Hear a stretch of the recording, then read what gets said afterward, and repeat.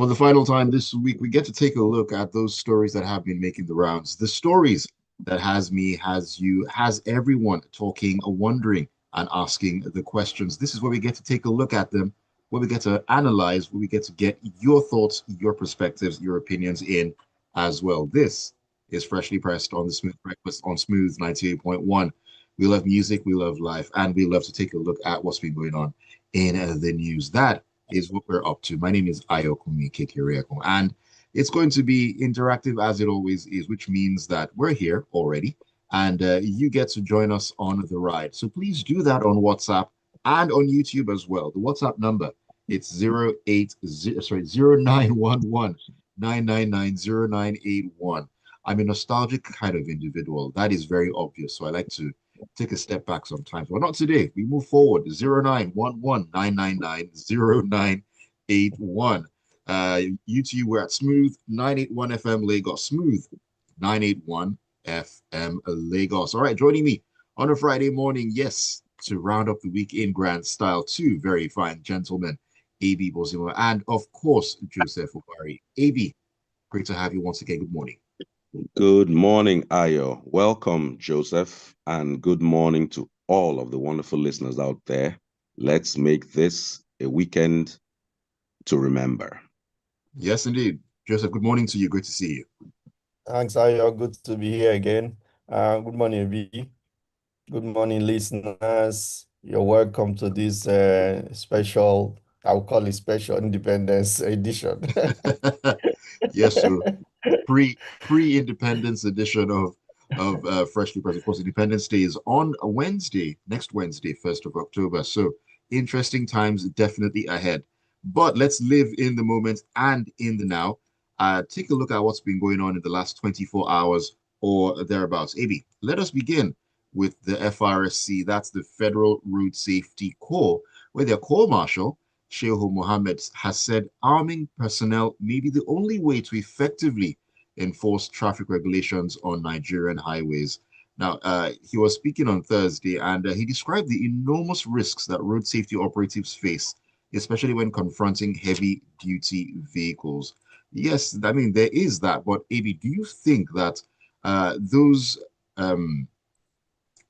risks that they face out there on the roads every day, is that enough for us to talk about bearing arms? This is not a new conversation. It has come, it has gone at different times. Is it a valid one? Okay, so the headline is, "My men need to bear arms." And you take it at face value, really? You ask why. What are the objectives of the Federal Road Safety Commission? In the name, there is an answer: safety on our roads. How? By encouraging safe driving practices, by insisting on safe equipment being operated by drivers, by maybe checking on things like the mental and alcohol state of drivers, checking on roads, maybe as a support system to proper ministries of works and all that, rushing there in case there are indeed accidents. In all of these things, I don't know how a man carrying a gun would be the way I would learn more about when to use my turn indicator signal, how not to drive with, tires that are not smooth and all that. How does a man carry? So he makes an example. He says, when you have a truck coming to you, overloaded, hundreds of people on it, and it's a heavy duty truck, my men can't stop it. Indeed, your men cannot put their hands there.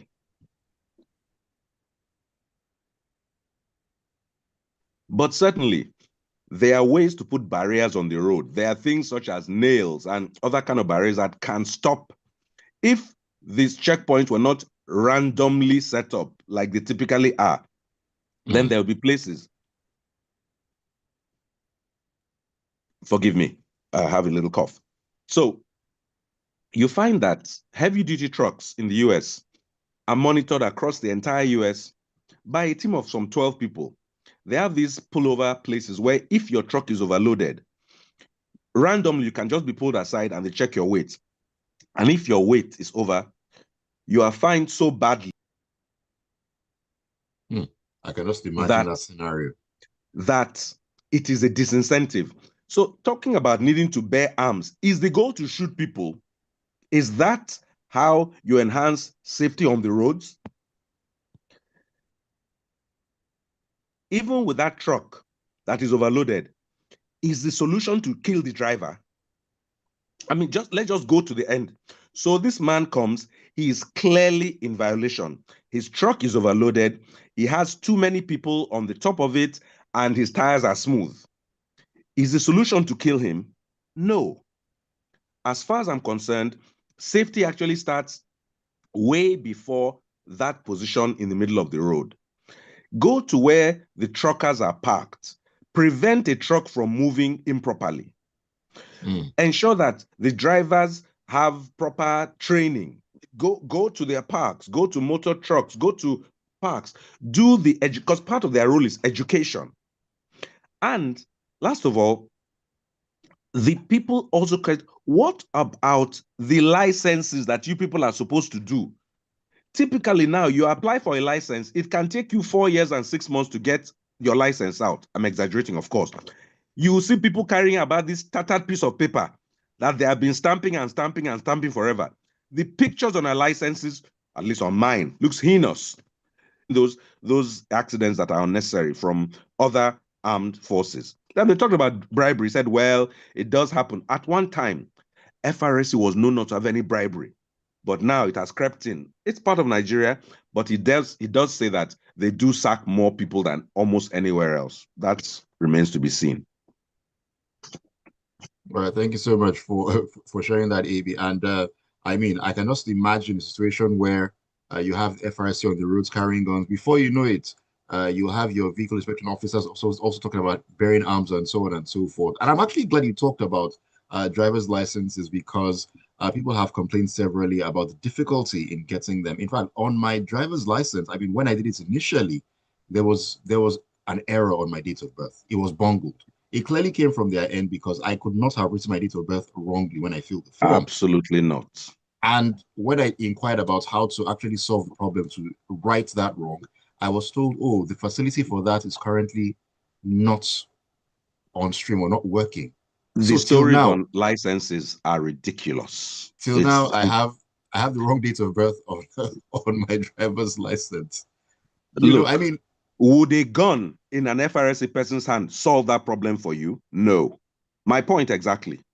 Address the real issues and stop trying to bear arms. If not, leave FRSC and enter soldier. Go to Sambisa. You can carry all the guns you want. Oh my goodness.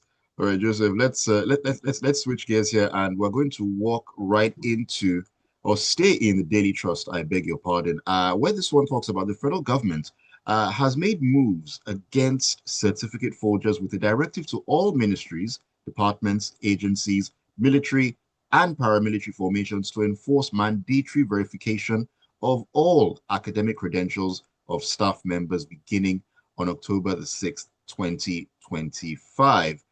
This directive follows mounting concerns from academics about the erosion of educational integrity and spread of fake certificates across the country. Of course, in response, the government ordered the nationwide implementation of the National Policy for the Nigeria Education Repository and Data Bank, the NERD. Joseph, this is interesting. I mean, looking at this, talking about fake certificates and so on and so forth, shouldn't these things be done before these individuals are absorbed into whatever ministries, departments, or agencies? I mean, what do you think? Now, is you see the what they are trying to implement actually draws from an existing law that was enacted as far back as 1985, and it is called the National Minimum Standards and Establishment of Institutions Act. It's an educational act to address all these kind of issues. So now this is 1985, right? And this is 2025. I don't know, Matt. Tell me how many years that's decades, right? That's That's 40 easily years. 40 years. That's 40 years on the dot. You have been sleeping on your responsibility for 40 years, and you wake up and then you now start some rush action and so on. And that's been the problem in Nigeria. It's not that the laws don't exist. It is the will to enforce the law and do the right thing and set up the structure. So all this while, ministers have come and gone, and nobody has thought about a way to systematize this whole process of verification. Brilliant initiative. It's digital, it's all of that, and they talk about institutional institutions feeding into it, having representatives who will now be feeding into this. These are the kind of things we're supposed to be thinking of, so that it's something that should not even happen if we were really serious as a nation. So people simply capitalize on the loopholes you create to break the laws. That's simply what happens. The more lax you are, your enforcement that's more violations you will have. So people have looked at it. There is nothing that checks. You say send a letter to one organization. If he has brought a certificate in PhD in architecture from one university, he submits it. We say we are going to write to the organization to bring. That process is not safe. It's not. There's no guarantee of how what will come out of that, because you can just go to that institution and get somebody bribed and the person will send in a letter, something like that. But when it is digitalized and institutions feed into a system that is centralized, a data bank, then it's easy. Anybody can call up a certificate. You actually see, you can digitalize means they can scan the certificates and then deposit it in that data bank. So they can call it up. And they talked about numbers, giving document numbers and all of that, and codes and all of that. These are things that should have been taught about 40 years. So we are 40 years behind. Very brilliant idea, but how do you get to sleep for 40 years and not do what is right? If you check other sectors of Nigeria, public life in Nigeria is the same everywhere, right? Everywhere. People just don't act. The road safety you're talking about, how much money are they investing in education? In today's world of social media, you can generate educational videos that you post everywhere on social media, showing how to drive, showing how to cross the road, showing how to. That's what road safety is about. I'm sorry, I'm digressing, Right. but it's just one example, just one way you can do it. You can massively just launch out educational materials using animation, and then you send it. Children will love to watch it. You make it interesting and you send it out, so you capture young people early enough to know how to manage safety. So in Right. every sector, in fact, you can go on and on and on and list health, whatever. We are just sleeping. We are not doing the right thing. So public officers just sit down there. They glory in their offices and their titles and all the razzmatazz that goes with it, and the real work is not done. So I'm glad that somebody has woken up, a minister has come up who feels that there should be a system for verification, and it's a brilliant initiative.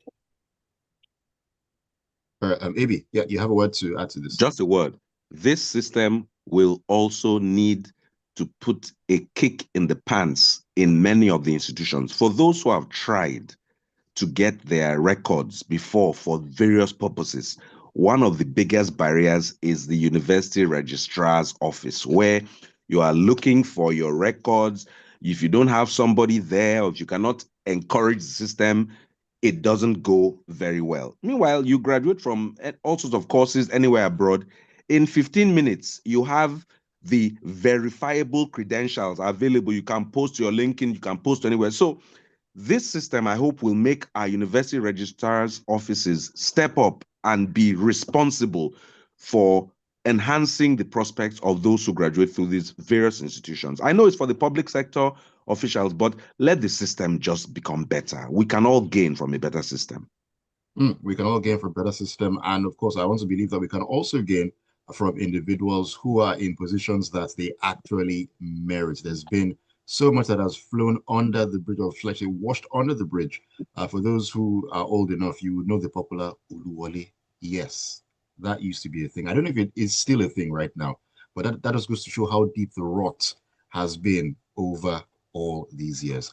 All right, Avi, I'm coming back to you right now. Let's talk about matters concerning food. Food, very important. I haven't eaten today, so it comes to mind easily. But anyways, in The Guardian, the Fisheries Cooperative Federation of Nigeria Limited has said that the country has a 2 million ton fish deficit yearly.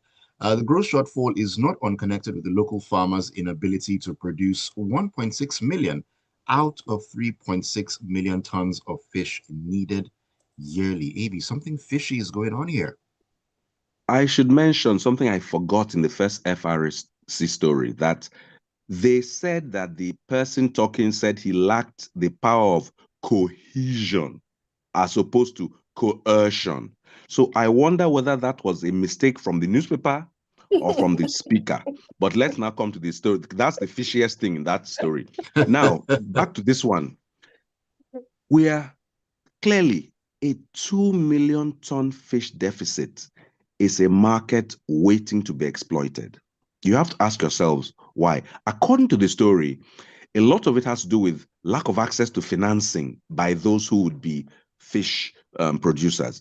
Fish has many advantages. You know, fish is a good source of protein, just like beef, but additionally, it's very good for your heart health and reduction of inflammation. So it is a very positive source of, nutrition. And if you have that much of a shortfall, it means that somewhere some people could be eating much better. We're taking out all the issue of insecurity, poverty. If fish were more available, more people would eat better. Of course, the way you produce it and all that would also enhance its nutritional capacity. So they're saying, look, we have the Ministry of the Blue Economy. That has a lot to do with water. Blue economy sounds like the ocean, but we have rivers all over this country. We have water bodies, we have huge lakes. There's even an Argungu fishing festival in Sokoto. That tells you how much fish is part of the life. Or you have a huge lake, Chad. You have so much fish around the country, yet we're unable to produce. And then that's separate from all those fish farms. So you have, these fish in the wild, then you have proper fish farming as a business. And they're saying, look, without being able to produce it, first of all, they're using foreign exchange to import it.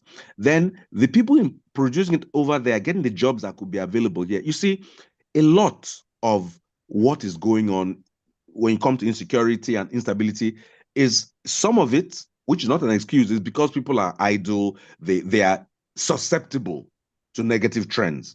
Now, if you do have credits applied to them, they feel they are able to better produce, and that it's not just credit.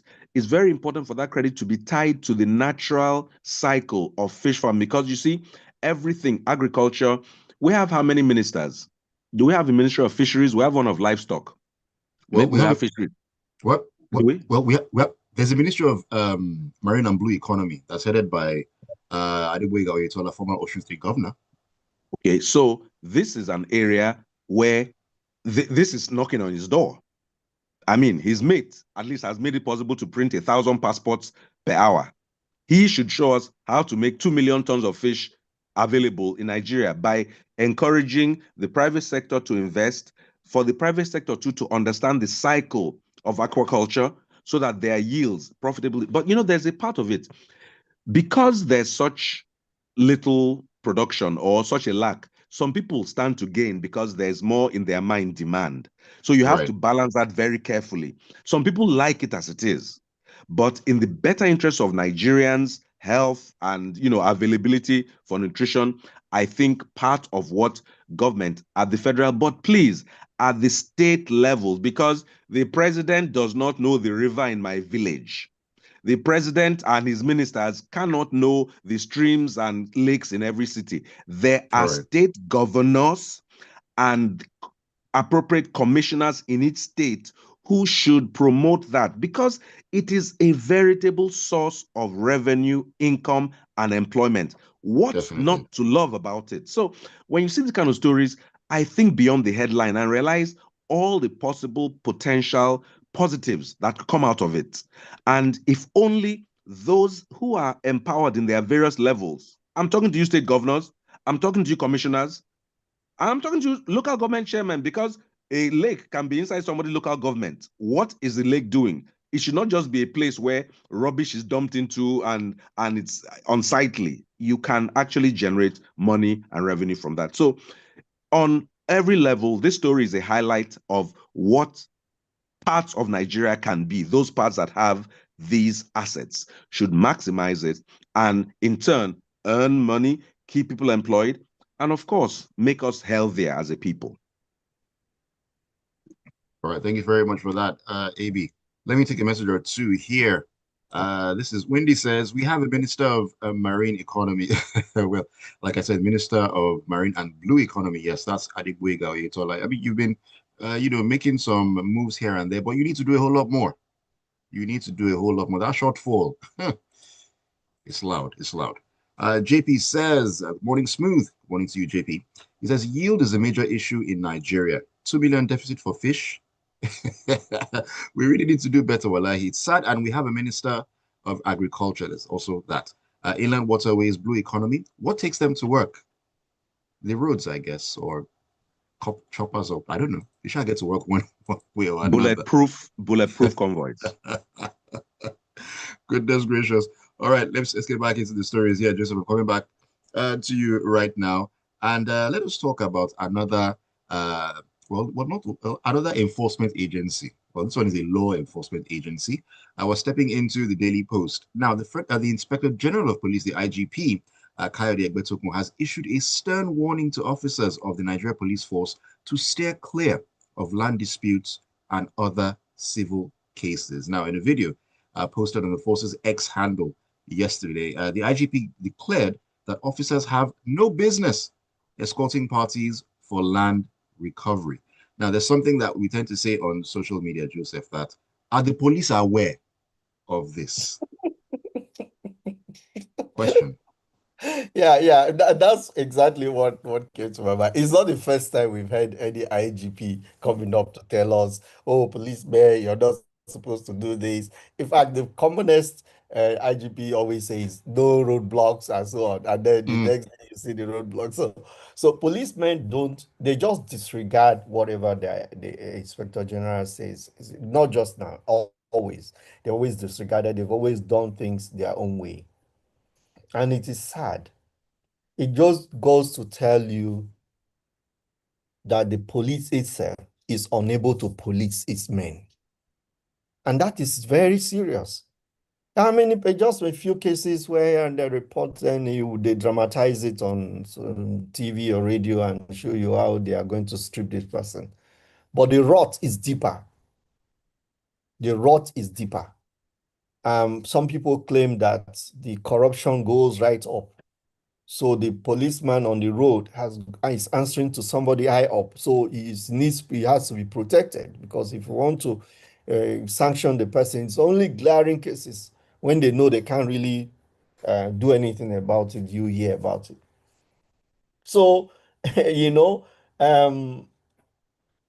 can tell a policeman not to go with a big man like a bee to go and protect his land and his client who want to claim land. But if they give him 500,000 naira, which is by far more than his entire salary for the year, what do you want him to do? How can he resist that?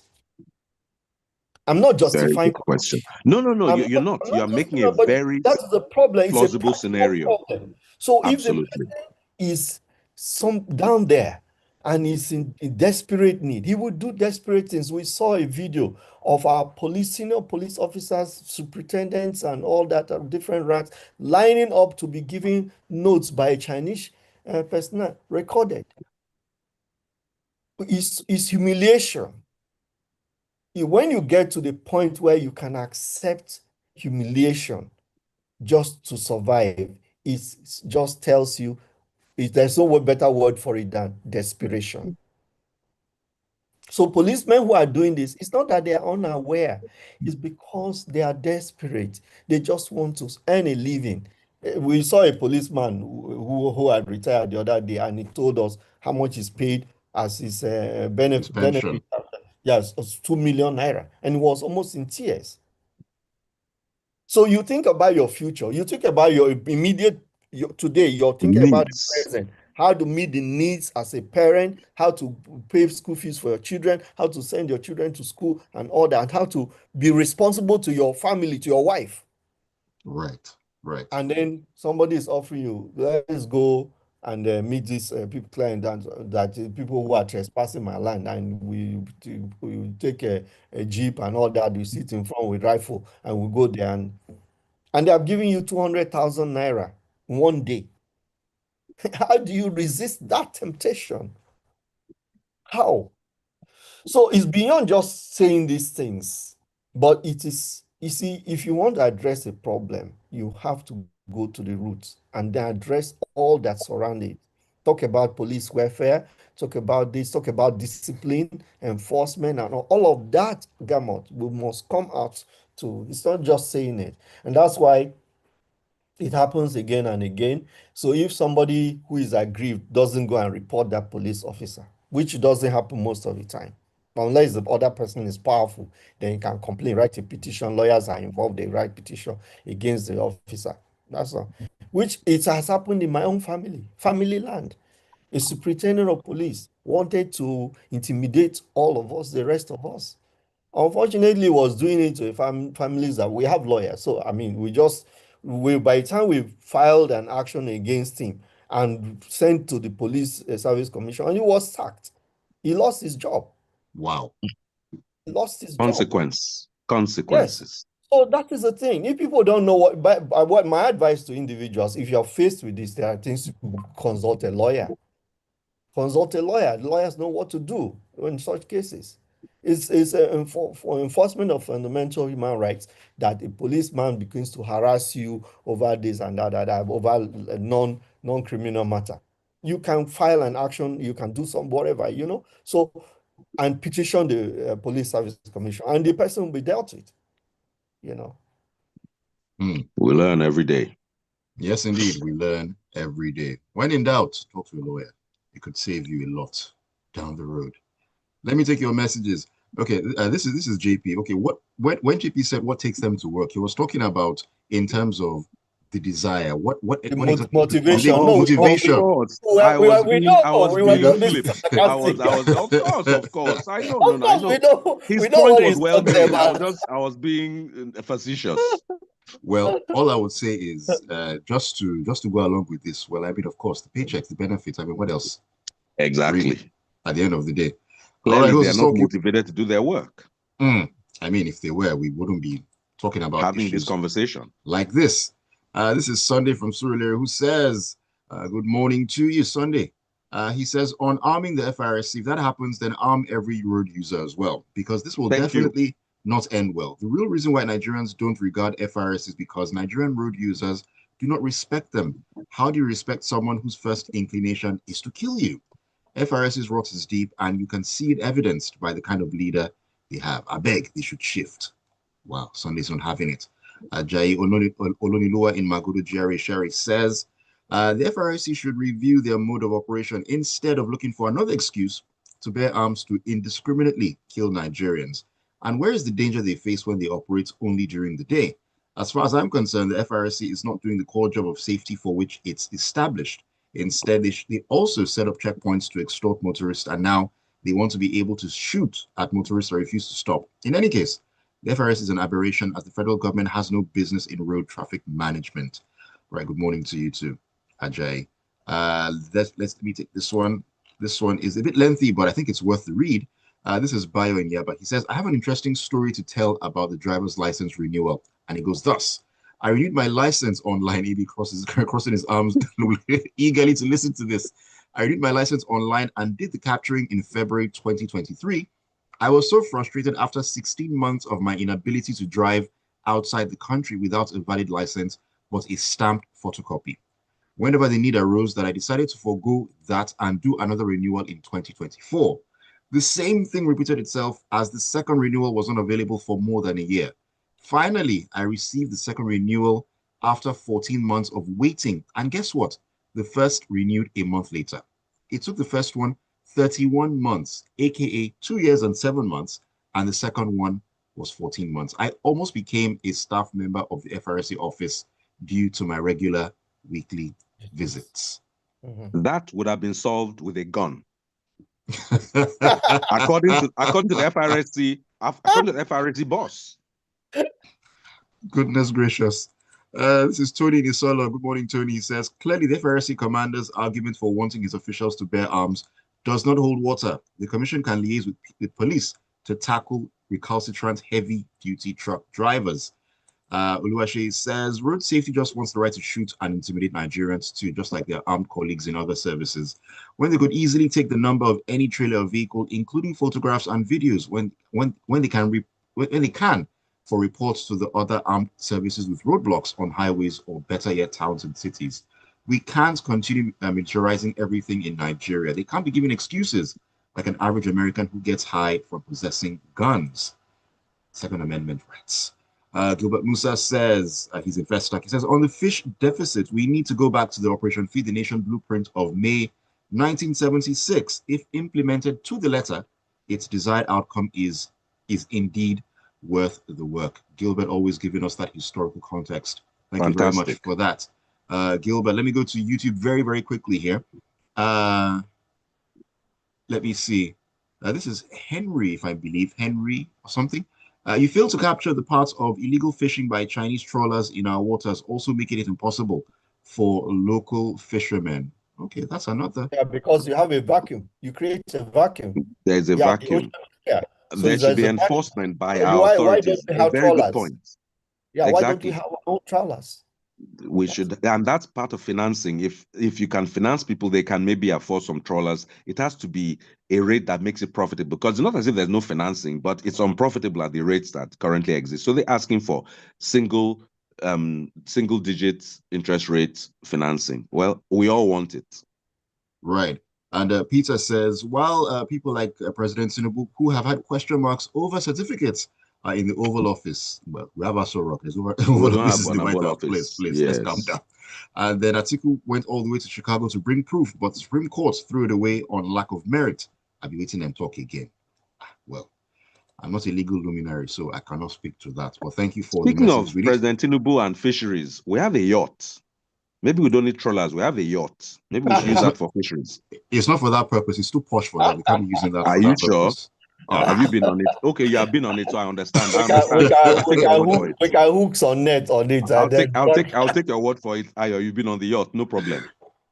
we need to wrap it up for the final time this week on Freshly Pressed. Thank you also. I refuse to comment on that. Thank you so much to everyone out there for commenting, sending your messages. Thank you so very much, AB, and of course, Joseph. Joseph, just wrap it up for us. Oh, I want to say thank you to guys and listeners for really insightful comments and contributions. We always make you part of this, and we enjoy it. AB, thanks so much for being here. Thank you. Always a pleasure. Thank you so much, AB. Thank you, Ayo. When you get the next invite to the yacht, think of your boy. I'm happy to follow you. Joseph, I know you are bereaved. Please take heart. Know that God loves you and your entire family. Sorry for your loss. Thanks. For everybody else, have a wonderful weekend ahead. Eat some fish if you can get it. And keep your papers close to you so that nobody will shoot you just to ask whether your tire is flat or not. Well, thankfully, we're not there yet. All right. On that note, we wrap it up on Freshly Pressed. Thank you all so much once again. The Smooth Breakfast, of course, is in full flow. 8:15. The Locker Room is going to be on the radio, sports, and all that good stuff.